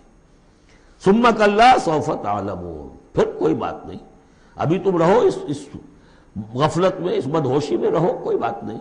ثم کلا سوف تعلمون، حقیقت ایک دن آئے گا کہ مبرہن ہو کر سامنے آ جائے گی۔ جیسے سورہ جمعہ میں پڑھا تھا ہم نے کہ اے نبی سے کہہ دیجئے کہ اگر تم موت سے بھاگ رہے ہو تو موت خود آ کر تم سے ملاقات کر لے گی، تم چاہے نہ بھی چاہو وہ تو آ جائے گی، تو وہ حقائق تم پر روشن ہو جائیں گے۔ یہ بالکل ایسے ہی ہے جیسے کہ آخری پارے کی پہلی سورت، عما یتساءلون عن النبأ العظیم الذی هم فیہ مختلفون کلا سیعلمون ثم کلا سیعلمون کلا لو تعلمون علم الیقین، کوئی نہیں، کاش کہ تم جان جاتے یقین والا علم، یہ یقینی علم ہے، کاش کہ ہو جاتا۔ اب اس پر جو ہے ہمارے بعض حکماء نے علم الیقین، عین الیقین اور حق الیقین کے 3 درجے قائم کیے۔ علم الیقین، آپ نے کہیں دیکھا دھواں ہے، آپ نے کہا آگ لگی ہے، حالانکہ آپ نے آگ دیکھی نہیں ہے، کسی دلیل سے استدلال سے آپ نے انفر کیا ہے کہ آگ نکلی، یہ علم الیقین ہے۔ عین الیقین، آپ نے جا کر دیکھ لیا آنکھ سے کہ آگ لگی ہوئی ہے، اب یہ اور یقین پختہ ہو گیا۔ لیکن ایک ہو سکتا ہے پتہ نہیں یہ آگ ہے یا آگ کی شکل ہے، آج کل بہت سے وہ ایسے بنے ہوتے ہیٹرز کہ جو گھر میں جا کر یہ معلوم ہوتا دیکھتے ہوئے انگارے رکھے، ہے کچھ بھی نہیں ہوا، تو اصل میں تو لائٹ کہیں اور، وہ جو حرارت آ رہی ہے وہ تاروں میں سے آ رہی ہے، وہ دہتے انگارے جو نظر آ رہے ہیں وہ ہرگز ہے ہی نہیں، آگ ہے ہی نہیں، آگ کی شکل ہے۔ لیکن اگر کہیں آپ نے انگلی بھی جا کر دے دی اور وہ جب جلی ہے تو اب حق الیقین حاصل ہو گیا کہ ہاں یہ آگ ہی ہے، اس لیے کہ اس کا تجربہ آپ کو خود حاصل ہو گیا۔ تو یہ ہے کلا لو تعلمون علم الیقین، کاش کہ تمہیں اس دنیا میں رہتے ہوئے علم الیقین ہی حاصل ہو جائے۔ لترون الجحیم، پھر تمہیں اس جہنم کو دیکھنا ہے، ثم لترونها عین الیقین، پھر عین الیقین کے ساتھ اس کے دھوکے ہوں گے۔ ثم لتسألن یومئذ عن النعیم، پھر اس دن تم سے سوال کیا جائے گا، پوچھا جائے گا کیا کیا نعمتیں ہم نے تمہیں دی تھی اور تم نے وہاں کیا کیا ہے۔ اب آ گئی وہ صورت جو قرآن مجید کے مختصر ترین صورتوں میں سے ہے لیکن جامع ترین صورتوں میں سے ہے، سورۃ العصر، جس کے بارے میں امام شافعی کے 2 اقوال ہیں۔ ایک یہ کہ لو لم ينزل من القرآن سواها لکفت الناس، اگر سوائے اس ایک صورت کے کوئی اور چیز نازل نہ ہوتی قرآن میں، یہ لوگوں کی ہدایت کے لیے کافی تھی۔ لو تدبر الناس هذه السورة لوسعتهم، اگر لوگ اس پر تدبر کریں، غور و فکر کریں۔ ہمارا جو منتخب نصاب مطالعہ قرآن حکیم کا، اس کا نقطہ آغاز یہ صورت ہے، اور اس پر میرا کتابچہ بھی موجود ہے، کتاب بھی موجود ہے۔ والعصر، زمانے کی قسم ہے، زمانہ گواہ ہے، پوری تاریخ انسانی اس پر گواہی دے گی۔ ان الانسان لفی خسر، یقیناً انسان خسارے میں ہے، گھاٹے میں ہے۔ الا الذین آمنوا، سوائے ان کے جو 4 شرطیں پوری کریں، ایک نہیں۔ الا الذین آمنوا وعملوا الصالحات وتواصوا بالحق وتواصوا بالصبر، ایمان لائیں جو اس کائنات کے مخفی حقائق ہیں ان کو سمجھیں، ان کا شعور حاصل کریں، ان کی تصدیق کریں۔ ایمان باللہ، ایمان بالآخرہ، ایمان بالرسالت، پھر اس کے عملی تقاضوں کو پورا کریں۔ وعملوا الصالحات، پھر یہ کہ اس کے اوپر نہ صرف خود قائم ہوں، اس کی دعوت دیں، اس کو پھیلائیں، وصیت کریں، جو بھی حق ہے، جو بھی صحیح بات ہے، امر بالمعروف ہے، نہی المنکر ہے، تواصوا بالحق۔ اور پھر یہ کہ جب یہ کام آپ کریں گے، آزمائشیں آئیں گی، تکلیفیں آئیں گی، مصیبتیں آئیں گی، ریزنچمنٹس ہوں گی، لوگ ناراض ہوں گے، آپ کیوں ان سے کہہ رہے ہیں کہ یہ کام آپ نہ کریں، یہ غلط کام ہے؟ بچوں سے بھی کہہ کر دیکھیے کہ گلی میں مت کھیلو، تم کرکٹ کھیل رہے ہو کسی گاڑی کا شیشہ توڑو گے تو پھر اپنی عزت بچا کر وہاں سے نکل کر گھر واپس پہنچنا مشکل ہو جائے گا۔ کوئی نہیں چاہتا کہ کوئی بات آپ بتائیں، تو پھر اب آپ کو صبر کی ضرورت ہوگی، آپ اس پر کام کرتے رہیں، جیسے کہ حضرت لقمان نے اپنے بیٹے کو نصیحت کی تھی، یا بنی اقم الصلاۃ وامر بالمعروف وانہی عن المنکر واصبر علی ما اصابک، پھر جو بھی تکلیف آئے اسے جھیلو۔ پھر یہ کہ آدمی جو ہے بزدل نہ ہو، تھردلا نہ ہو، کہ اس قدم سے واپس آ جائے اس خوف سے کہ کہیں مجھے اس میں کوئی تکلیف نہ آ جائے۔ وَلَنَبْلُوَنَّكُمْ بِشَيْءٍ مِّنَ الْخَوْفِ وَالْجُوعِ وَنَقْصٍ مِّنَ الْأَمْوَالِ وَالْأَنفُسِ وَالثَّمَرَاتِ وَبَشِّرِ الصَّابِرِينَ، صبر کرنے والے۔ وَالْعَصْرِ إِنَّ الْإِنسَانَ لَفِي خُسْرٍ إِلَّا الَّذِينَ آمَنُوا وَعَمِلُوا الصَّالِحَاتِ وَتَوَاصَوْا بِالْحَقِّ وَتَوَاصَوْا بِالصَّبْرِ اللہم ربنا اجعلنا منہم اللہم ربنا اجعلنا منہم۔ جو اس راستے پر نہیں چلتے ان کا کردار کی ایک جھلک دکھائی جا رہی ہے۔ یہ سورۃ ہمزہ جو ہے، بسم اللہ الرحمن الرحیم، ویل لکل ہمزۃ لمزہ، انسان کے سامنے کوئی ہائی آئیڈیل نہیں اگر ہوتا، کوئی اعلیٰ نصب العین اور آدرش نہیں ہے، تو وہ پستی کی طرف، پھر اس کی دلچسپی کیا ہوگی؟ کوئی چغلیاں کھاتا پھر رہا ہے، کسی کو تانے دے رہا ہے، کسی کی غیبت کر رہا ہے، کسی کی عزت پر حملہ کر رہا ہے، کسی کا مال ہڑپ کر رہا ہے، پھر اس کی شخصیت کے اندر یہ پستی آ جائے گی۔ وہی جس پستی کو دیکھ کر ایک حساس انسان مایوس ہو جاتا ہے کہ انسان میں خیر کوئی ہے ہی نہیں، یہ تو گویا کہ گندگی کی ایک پوٹ ہے۔ کسی سے پوچھ لیجئے، کوئی کہے گا سیکس، اور سیکس اتنا کہ باپ اگر بیٹی کو محبت بھری نگاہ سے دیکھ رہا ہے تو وہ بھی سیکس ہے، ماں اگر بیٹے کے جسم پر کوئی شفقت سے ہاتھ پھیرے تو اس وہ بھی سیکس ہے، یہاں تک پہنچا گیا۔ تو یہ کہ انسان کے اندر کوئی اعلیٰ جذبہ، کوئی اعلیٰ فکر ہے ہی نہیں، کسی کوئی بتایا ہمیں؟ انسان تو میرا حیوان ہے، گندگی کی پوٹ ہے۔ کوئی شخص جو ہے بڑا اونچا واز کہہ رہا ہے اور کوئی زیر لب مسکرا رہا ہوگا کہ یہ واز جو فرما رہے ہیں اپنا روب گاٹھنا چاہ رہے ہیں، کوئی ان کی اور کوئی غرض ہوگی، کوئی شاید کوئی نذرانہ ملنا ہو انہیں جس کے لیے واز فرما رہے ہیں۔ واز تو بڑا عمدہ ہے، لیکن انسان جانتا ہے کہ بڑے گھٹیا انسان کے بالعموم جو موٹیوز ہیں انتہائی گھٹیا ہوتے ہیں، جس سے کہ انسان کی یعنی فطرت سے انسان جو ہے مایوس ہو جاتا ہے کہ شاید انسان میں کوئی خیر ہے ہی نہیں۔ اسی لیے وہ 4 قسمیں کھائیں تھیں، والتین والزیتون وطور سینین وہذا البلد الامین لقد خلقنا الانسان فی احسن تقویم۔ کیا محمد انسان نہیں تھے؟ کیا موسیٰ انسان نہیں تھے؟ کیا عیسیٰ انسان نہیں تھے؟ کیا نوح انسان نہیں تھے؟ انسانی عظمت کے اوپر اتنی بڑی بڑی گواہیاں موجود ہیں، لیکن جب پستی پر آتا ہے تو واقع ہے کہ اس سے پست کوئی نہیں۔ پھر اسفل سافلین، جتنا کینہ انسان میں پیدا ہو جاتا ہے اونٹ کے اندر نہیں ہے، جتنی شہوت انسان میں پیدا ہو جاتی ہے سور میں نہیں ہے اتنی۔ یہ ساری چیزیں جو ہیں، نقالی جتنی انسان کرتا ہے اتنا آپ کسی بندر میں نہیں دیکھیں گے نقالی کرتے ہوئے، اور جتنا یوں سمجھیے کہ انسان کے اندر خونخواری پیدا ہو جاتی ہے، بھیڑیوں کو مار دے جاتا ہے انسان۔ جو کچھ ہوتا ہے جب نیشنلزم کا بھوت سوار ہوتا ہے سر پر، بچوں کو، چھوٹے چھوٹے بچوں کو اچھال کر بلموں میں اور نیزوں کے اندر کون پروتے رہے؟ انسان پروتے رہے۔ سن 47 میں پروئے گئے کہ نہیں؟ وہ انسان تھے، بھیڑیے سے زیادہ کوئی بھیڑیا ایسا کام نہیں کرے گا۔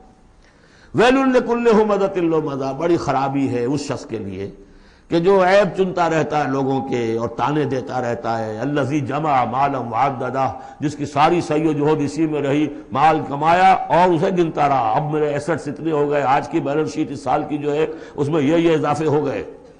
یحسب ان مالہ اخلدہ، کچھ گمان یہ کرتا ہے شاید کہ اس کا مال اسے ہمیشہ باقی رکھے گا۔ ظاہر بات ہے آدمی جانتا ہے مجھے مرنا ہے، لیکن اسی مال کو صرف کر کے وہ کوئی ایسے نشانات دنیا میں چھوڑ کے جانا چاہتا ہے کہ جس سے اس کا نام زندہ رہے۔ پیرامڈز کیوں بنائے گئے؟ calm and self-possessed, still and resolute.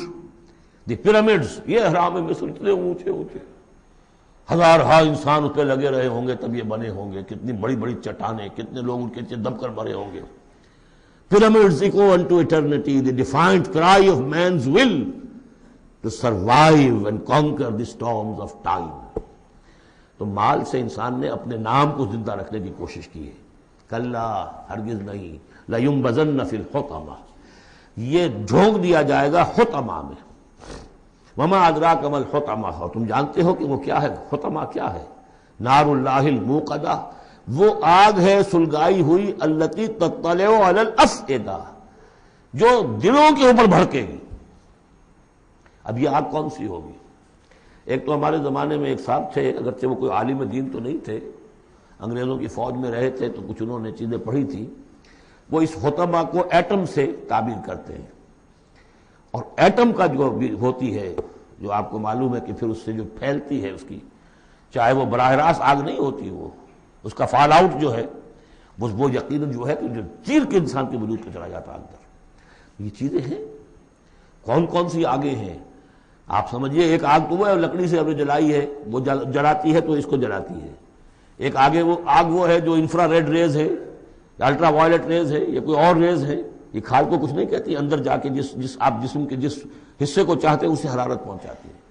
وہ آگ جو ہے نار اللہ الموقدہ التی تطلع علی الافئدہ، دلوں پر جا کر وہ روشن ہوگی۔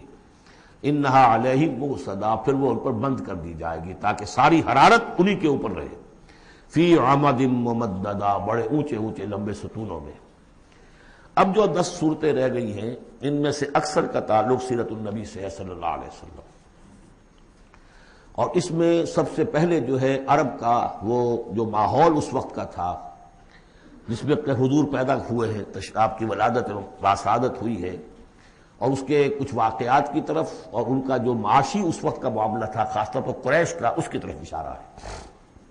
حضور کی ولادت ہوئی ہے عام الفیل میں، جس سال کہ آیا تھا ابرہہ یمن سے فوج لے کر، اور وہ بیت اللہ کو گرانا چاہتا تھا۔ اس کا ایک لمبا تاریخی پس منظر ہے، عیسائی تھا وہ، اس نے کلیسا بنایا تھا، وہ چاہتا تھا جیسے لوگ جو ہے آتے ہیں بیت اللہ میں حج کرنے کے لیے ہجوم ہوتا ہے، ایسے ہی یہاں کلیسا میں آئے، وہاں کوئی آیا نہیں، بلکہ کوئی عرب نے جا کر شرارت بھی کی، وہیں جا کر وہ رفع حاجت کرایا اندر۔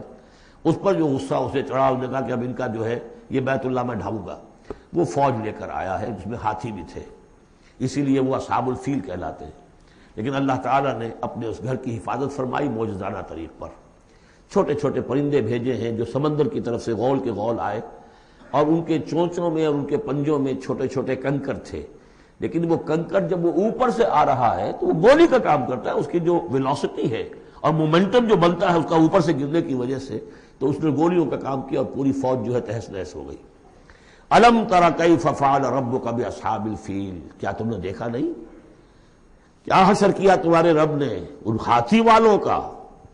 الم یجعل کیدہم فی تضلیل، کیا اس نے ان کی تمام تدبیروں کو اور جو داؤ انہوں نے لگایا تھا بیکار اور غیر مؤثر نہیں کر دیا؟ وارسل علیہم طیرا ابابیل، اور ان پر بھیج دیے جھنڈ کے جھنڈ اڑتے ہوئے جانوروں کے، پرندوں کے، ترمیہم بحجارۃ من سجیل، جو ان کو رمی کرتے تھے۔ یہ رمی کی یادگار در حقیقت اسی کی ہے جو حج میں جا کے کی جاتی، ترمیہم رمی، وہ ان کو مارتے تھے بحجارۃ من سجیل، کنکریاں، وہی کنکریاں، سنگ گل، یہ معرب ہے فارسی سے، وہ چھوٹی کنکریاں جو ریت کی بنی ہوتی ہیں، کہیں اگر صحرا میں ہلکی سی بارش ہو جائے تو ایک ایک قطرے کے ساتھ تھوڑی سی جو اس کا ریت مل جائے گی، پھر اس پر دھوپ پڑی اور وہ پک گئے، وہ کنکریاں کہلاتی ہے سنگ گل، مٹی کی کا بنا ہوا پتھر، وہ کنکریاں ہیں کہ جو ماری گئی ہیں۔ فجعلہم کعصف معقول، پھر انہوں نے کر دیا انہیں ایسا جیسے کہ بھس جو کہ کھایا گیا ہو، جانوروں کے آگے آپ نے چارہ ڈالا، وہ کھا لیا، پھر کو جو کچھ پڑا رہ جاتا ہے ادھر ادھر، اس طرح کا کر دیا، ان کا نام و نشان مٹا دیا۔ اور یہ سن ہے جس میں کہ حضور کی پیدائش ہوئی ہے۔ بعض لوگوں کا بعض روایات سے معلوم ہوتا ہے کہ 50 دن بعد، اور بعض کا کہنا یہ کہ نہیں عین اسی دن ولادت ہوئی ہے حضور کی صلی اللہ علیہ وسلم۔ تو یہ ایک اہم واقعہ تھا سیرت النبی کے، گویا کہ آپ کے عین ولادت سے گویا کہ جو متصل ہے۔ سورۃ قریش، بسم اللہ الرحمن الرحیم، لإلاف قریش إیلافہم رحلۃ الشتاء والصیف فلیعبدوا رب ھذا البیت الذی اطعمہم من جوع وآمنہم من خوف۔ قریش کو مانوس رکھنے کے لیے اللہ نے ان کے دلوں میں محبت ڈال دی، رحلۃ الشتاء والصیف، سفر کی سردیوں میں بھی اور گرمی میں بھی۔ اس میں اشارہ ہو رہا ہے کہ جو ایسٹ ویسٹ ٹریڈ میں قریش کو مونوپولی حاصل ہو گئی تھی۔ پہلے یہ ٹریڈ تھی ملکہ یہ جو قوم سبا کے ہاتھ میں تھی، جبکہ عروج کا دور تھا یمن کا، تو ہوتا یہ تھا کہ ہندوستان سے اور جاوا اور ملایا اور سماٹرا، بورنیو اور چین سے سارا جو سامان تجارت آتا تھا وہ یمن کے ساحل پر، کیونکہ نہر سویس تو تھی نہیں۔ اب ایک طرف وہ ہے فار ایسٹ، ایک طرف ہے یورپ، اور یورپ کو اور فار ایسٹ کو ملانے والے کوئی آبنائے نہیں ہے، پانی. اور وہ راستہ جو ہے round the Cape of Good Hope, وہ تو 1498 میں واسکو ڈی گاما نے تلاش کیا ہے، گویا کہ حضور کی بعثت کے بعد 800 برس بعد. اس وقت کیا شکل تھی کہ سارا یورپ کا سامان تجارت آیا تھا فلسطین کے ساحل پر، شام کے ساحل پر، اور یہاں سے سارا مال آ کر اترتا تھا یہ یمن کے ساحل پر. تو کچھ عرصے پہلے تک، تو کوئی 150-200 برس پہلے تک حضور سے یہ ساری تجارت یمنیوں کے ہاتھ میں تھی. یمنی قافلے لے کر چلتے تھے، یہاں سے اس مال کو لے گئے وہ وہاں تک شام تک، پھر وہاں سے مال لے آئے. اور یہ ایک طرح سے گویا کہ ایسٹ اینڈ ویسٹ جو ٹریڈ تھی اس میں انہیں کی پوزیشن حاصل تھی. پھر جب سیل العظم آیا ہے، ان پر سیلاب آیا ہے، وہ تباہ و برباد ہو گئے، تو پھر یہی ایسٹ ویسٹ ٹریڈ جو ہے یہ قریش کے ہاتھ میں آ گئی.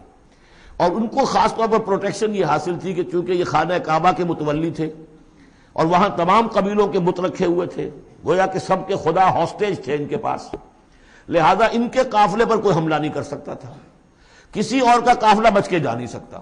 اس قافلے کو لوٹتے تھے بدو، اور اس کو جو ہے کوئی حفاظت نہیں ہوتی تھی. لیکن قریش کا قافلہ بدو دور رہتے تھے کہ یہ تو خانہ کعبہ کے متولی ہیں، اور اگر ہم نے ان کا قافلہ لوٹا یہ ہمارا بت اٹھا کے پھینک دیں گے باہر وہ خانہ کعبہ سے. اس لیے انہیں اس خانہ کعبہ کی وجہ سے وہ پوزیشن حاصل ہوئی کہ انہیں تونگری اور دولت مندی حاصل ہو گئی. اور پھر یہ ایسا کرتے تھے سردیوں کے زمانے میں یہ اپنا چکر لگاتے تھے یمن کا، اور گرمیوں کے زمانے میں جاتے تھے شام کی طرف، فلسطین کی طرف، کیونکہ وہ گرم علاقہ ہے تو وہ سردیوں میں، اور یہ چونکہ جو وہ زیادہ ٹھنڈا علاقہ تھا وہ گرمیوں میں.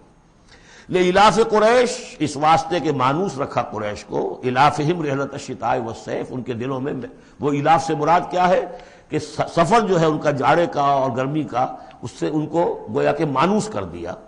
فَلْيَعْبُدُوا رَبَّ هَٰذَا الْبَيْتِ، پس انہیں بندگی کرنی چاہیے، پرستش کرنی چاہیے اس گھر کے مالک کی، اس گھر کے رب کی. انہوں نے یہاں لا کے 360 بت رکھ دیے ہیں. انہیں چاہیے تھا کہ خلوص اور اخلاص کے ساتھ جو اس گھر کا اصل مالک ہے، جس کی توحید کے لیے یہ مرکز بنایا تھا ابراہیم نے، ان کے جد امجد نے، اور کہا تھا کہ ربنا لیقیموا الصلاۃ، تیری نماز قائم کرنے کے لیے میں نے یہ گھر بنایا ہے. تو اس کو انہوں نے جو ہے اس کو بت قدا بنا دیا. دنیا کے بت قدوں میں پہلا وہ گھر خدا کا، ہم اس کے پاس ماں ہیں، وہ پاس ماں ہمارا. تو کرنا یہ چاہیے تھا الذی اطعمہم من جوع، جس نے کہ انہیں طعام پہنچایا اور بھوک سے نجات دی، انہیں غذا دی، انہیں دولت دی. وآمنہم من خوف، اور ان کو امن دے دیا ہے خوف سے کہ ان کے قافلوں کے اوپر کسی حملے کا خوف اور اندیشہ نہیں ہوتا. عرب میں جو بھی اخلاقی معاملہ ہو چکا تھا اس وقت جب کہ حضور کی بعثت ہوئی ہے، اس کا نقشہ اب آ رہا ہے سورۃ الماعون میں. یعنی یہ کہ ایسا نہیں تھا کہ سرے سے ان کے ہاں کوئی ویلیوز رہی نہ ہو، لیکن یہ کہ تلپٹ ہو جاتی ہیں ویلیوز، اور یہ کہ کچھ چیزیں ہوتی ہیں کہ جن کی حقیقت نہیں رہتی، صرف ان کی رسم رہ جاتی ہے. جیسے آج ہمارا حال ہے، رہ گئی رسم اذاں روح بلالی نہ رہی، فلسفہ رہ گیا تلقین غزالی نہ رہی. تو ان کے ہاں بھی یہ آ چکا تھا کہ اب وہ چونکہ جزا و سزا کے تصور سے محروم ہو چکے تھے، لہذا ارأیت الذی یکذب بالدین، کیا تم نے دیکھا اس شخص کو جو جزا و سزا کا انکاری ہے؟ کوئی جزا سزا نہیں، کوئی باعث بعد الموت نہیں. ان ہی الا حیاتنا الدنیا نموت ونحیا وما یہلکنا الا الدار، اس دنیا کی زندگی کے سوا کوئی زندگی نہیں، ہم خود مرتے ہیں خود جیتے ہیں، اور ہلاک کرنے والی شے گردش افلاک کے سوا اور کوئی نہیں، ہم کوئی خدا کو نہیں مانتے. ایسے لوگ بھی تھے ان میں. ظاہر بات ہے کہ اس شخص کا کردار کیسا ہو جائے گا جو جزا و سزا کا منکر ہے. وہ تو یہی ہوگا بابر بیش کوش کے عالم دوبارہ نہیں است. جب کوئی اور زندگی دوبارہ ہے ہی نہیں، یہی زندگی ہے، کھاؤ پیو عیش کرو، جہاں ہاتھ پڑ سکتا ہو ڈالو، جو چیز حاصل کر سکتے ہو کر لو. کیوں جھجک رہے ہو کہ یہ برا ہے اور یہ اچھا ہے اور یہ جائز ہے اور یہ ناجائز ہے؟ پھر تو طریقہ یہی ہوگا. تو وہ کردار کیا بنتا ہے اگر جزا و سزا کا انکاری ہوگا انسان، تو کردار کیا بنے گا؟ فَذَلِكَ الَّذِي يَدُعُّ الْيَتِيمَ، وہی ہے کہ جو یتیم کو دھکے دیتا ہے. کیوں کھلائے یتیم کو؟ کون سا فائدہ ہے اسے اس سے؟ وَلَا يَحُضُّ عَلَىٰ طَعَامِ الْمِسْكِينِ، اور کسی مسکین کو کھانا کھلانا خود تو درکنار، کسی اور کو بھی اس کے لیے کوئی تلقین کرنے کو تیار نہیں. اس لیے کہ اندیشہ یہ ہے کہ میں اسے تلقین کروں گا تو پلٹ کر مجھ سے نہ کہے کہ تم کیوں نہیں کھلاتے. فَوَيْلٌ لِّلْمُصَلِّينَ، ان کے ہاں نماز تو ہے، نماز کا حلیہ انہوں نے بگاڑ دیا ہے. وہ سورہ انفال میں ہم پڑھ چکے ہیں، سیٹیاں بجاتے تھے، تالیاں بجاتے تھے، لیکن وہ نماز سمجھتے تھے اسے. وہ طواف کرتے تھے خانہ کعبہ کا، اور اس میں سب سے اونچا طواف سمجھتے تھے اس کو کہ مادر ذات برہنہ ہو کر طواف کیا جائے. یہ سارے تکلفات ختم کر کے، اور بالکل جیسے دنیا میں آئے تھے، اللہ نے جب ہمیں بھیجا تھا تو اللہ کے گھر میں آئے تو اسی طریقے سے آئیں جیسا کہ اللہ نے دنیا میں ہمیں بھیجا۔ اب ان کے یہ تصورات تھے۔ فَوَيْلٌ لِّلْمُصَلِّينَ الَّذِينَ هُمْ عَنْ صَلَاتِهِمْ سَاهُونَ، تو تباہی ہے، ہلاکت ہے، بربادی ہے ان نماز پڑھنے والوں کے لیے جو اپنی نمازوں سے غافل ہیں، اس کی روح ختم ہو چکی ہے، شکلیں بھی بدل دی گئی ہیں۔ ہمارے ہاں اللہ کا شکل ہے، اس امت میں شکل نہیں بدلی ہے۔ صلو کما رأیتمونی اصلی، اللہ کا فضل ہے، اس طرح کی بدعات وہاں ہمارے ہاں نہیں ہے، لیکن یہ ہے کہ روح جو ہے، روح نماز، حضور قلب، آدمی نماز پڑھ رہا ہو تو احساس ہو کہ میں کس کے سامنے کھڑا ہوں، اور پھر جو کہہ رہا ہو اس کو سمجھ رہا ہو، اور خلوص و اخلاص سے کہہ رہا ہو ایاک نعبد و ایاک نستعین، پھر اس پر عمل کرتا ہو، وہ کہاں کتنے ہیں۔ ایک رسم ہے، رہ گئی رسم ادا روح بلالی نہ رہی، فلسفہ رہ گیا تلقین غزالی نہ رہی، نماز و روزہ و قربانی و حج یہ سب باقی ہیں، تو باقی نہیں ہے۔ الذین هم عن صلاتهم ساہون الذین هم یراؤون، اور اگر کوئی نیکی کا کام کرتے ہیں تو دکھاوے کے لیے، تاکہ اس سے کچھ شہرت ملے، بڑا بہت سخی آدمی ہے۔ وَيَمْنَعُونَ الْمَاعُونَ، لیکن ان کی شخصیت کے اندر پستی کا عالم یہاں تک آ گیا ہے کہ عام استعمال کی چیزیں بھی مانگے تانگے نہیں دیتے۔ عرب میں بھی رواج تھا بھئی کہیں سے کسی کے چولہے میں سے کوئی انگاری لے آؤ تاکہ ہم آگ روشن کر لیں، نمک ہے کسی سے مطلوب ہے تو اس کا کوئی جھجک نہیں ہوتی تھی، نمک دے دیا جاتا تھا، لیکن وہ لوگ ان چیزوں میں بھی آ کر شقی ہو جاتا ہے۔ سورۃ الکوثر، اس پس منظر میں محمد الرسول اللہ کا ظہور ہو رہا ہے۔ یہ تین صورتیں جو ہیں اس نے پس منظر رکھا، ایک نے تاریخی، ایک نے ان کا معاشی اور اقتصادی، ایک نے ان کی اخلاقی اور مذہبی حیثیت۔ سورۃ الفیل وہ تاریخی واقعہ جو ہے، ظاہر بات ہے بہت بڑا واقعہ، اس کا بڑا چرچا ہوا ہوگا حضور کی بعثت کے ساتھ متعلق، لیکن دوسری طرف بیت اللہ اور اس کی وجہ سے قریش کو، اس کے متولی ہونے کی وجہ سے جو امن حاصل تھا اور جو انہیں اللہ کی طرف سے روزی پہنچ رہی تھی، تیسرے ان کی اخلاقی پستی جس حد کو پہنچ گئی تھی، اس میں جب ظہور ہو رہا ہے محمد الرسول اللہ کی نبوت کا، یہ سورۃ الکوثر، بسم اللہ الرحمن الرحیم، انا اعطیناک الکوثر فصل لربک وانحر ان شانئک ھو الابتر۔ اے نبی ہم نے آپ کو خیر کثیر عطا کیا۔ اس خیر کثیر میں یوں تو یہ کہ حوض کوثر وہ بھی اسی میں شامل ہے، لیکن یہ کہ اس پر آپ کو 25-30 قول مل جائیں گے۔ قرآن سب سے بڑا خیر کثیر ہے، بہت بڑا خیر کثیر۔ حکمت، ومن یؤت الحکمت فقد اوتی خیرا کثیرا، جس کو حکمت اور دانائی دے دی گئی اس کو تو خیر کثیر دے دیا گیا۔ تو ہم نے آپ کو وہ سب کچھ عطا کر دیا ہے، اور محتاج کے ساتھ عطا کر دیا ہے، جو انسان کی انسانیت کے لیے، اس کے لیے یوں سمجھیے کہ ترہ امتیاز بن سکتا ہے۔ فصل لربک وانحر، پس اپنے رب کے لیے نماز پڑھا کیجئے اور نحر کیجئے، اونٹ قربان کیا کیجئے۔ یہ گویا کہ عید الاضحیٰ کا نقشہ آ گیا۔ فصل لربک، پہلے ہم نماز پڑھتے ہیں دوگانا عید الاضحیٰ، اور پھر جا کر ہم قربانی کرتے ہیں۔ وانحر ان شانئک ھو الابتر، یقیناً آپ کا دشمن ہی ہے کہ جو دم کٹا ہو جائے گا۔ اس کا پس منظر یہ ہے کہ جب حضور کے ایک صاحبزادے بچپنی میں فوت ہو گئے تو کچھ جو کفار تھے مکے کے، انہوں نے بڑی خوشیاں منائیں کہ ایک ہی بیٹا تھا، باقی تو ان کی بیٹیاں ہیں۔ آپ کو معلوم ہے کہ 4 بیٹیاں تھیں حضور کی صلی اللہ علیہ وسلم، لیکن یہ کہ بیٹا جو تھا وہ ایک ہی تھا، وہ اللہ نے اٹھا لیا، تو بڑے خوشیاں منائی گئیں کہ یہ تو اب دم کٹا جیسے ہوتا ہے جس کا کوئی پیچھے نام نہ رہ جائے۔ بیٹیوں سے تو نام چلتا نہیں، نام تو چلتا بیٹوں سے، تو اب ان کا تو کوئی تذکرہ ہی نہیں رہے گا، کوئی بات نہیں، جب تک یہ ہیں آگے کوئی نام لینے والا نہیں۔ تو فرمایا کہ نہیں، ان کو تو کروڑوں بیٹے اللہ عطا کرے گا، کروڑوں اربوں بیٹے عطا کرے گا۔ ہاں اے نبی، آپ کا دشمن ضرور ہے کہ جس کا نام لیوا کوئی نہیں رہے گا۔ یہ جو ہے سورۃ الکافرون، یہ گویا کہ ایک اعلان ہوتا ہے آخری کسی نبی کی طرف سے کہ جب کہ وہ اپنی دعوت پیش کر چکا ہو، اتمام حجت کر چکا ہو، ہر طرح سے بات واضح ہو چکی ہو، اور قوم اس کی نہ مان رہی ہو، تو پھر وہ اعلان برات کرتا ہے، اب میرا تم سے کوئی تعلق نہیں۔ قل یا ایھا الکافرون لا اعبد ما تعبدون، کہہ دیجئے اے نبی، اے کافروں۔ یہ انداز کبھی بھی داعیانہ نہیں ہوتا، داعی کا انداز ہوتا ہے یا ایھا الناس، اے لوگوں، اے خدا کے بندو، یا ایھا الکافرون، یہ ہے گویا کہ اعلان برات اس وقت جبکہ اب وہ سیپریشن ہو رہی ہے۔ آپ دیکھیں گے لکم دینکم ولی دین، ٹھیک ہے، تم نے جو تھا اپنے لیے چن لیا، اب تمہیں مبارک ہو، میرا دین وہ ہے جس پر میں قائم ہوں۔ تو گویا کہ اب تمہارے درمیان ڈائلاگ بھی ختم ہے. قل یا ایھا الکافرون لا اعبد ما تعبدون، میں ہرگز پوجنے والا نہیں اس کو جنہیں تم پوجتے ہو. ولا انتم عابدون ما اعبد، نہ تم پوجنے والے اس کو جسے میں پوجتا ہوں. اس میں نفی ہو رہی ہے. وہ کہتے تھے ہم تو اللہ کو بھی پوجتے ہیں، ہاں اس کے ساتھ کچھ اور چیزوں کو بھی پوجتے ہیں، لیکن اللہ کا پوجنا اگر کسی شرک کے ساتھ ہے تو وہ نفی ہے اس کی بالکل.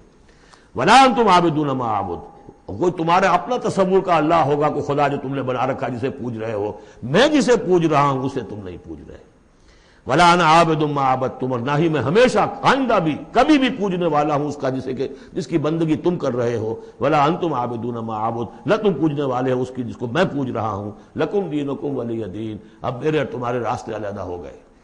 تمہارے لیے تمہارا دین، جو طریقہ تم نے اختیار کیا ٹھیک ہے، تمہیں مبارک ہو، میرے لیے میرا دین ہے.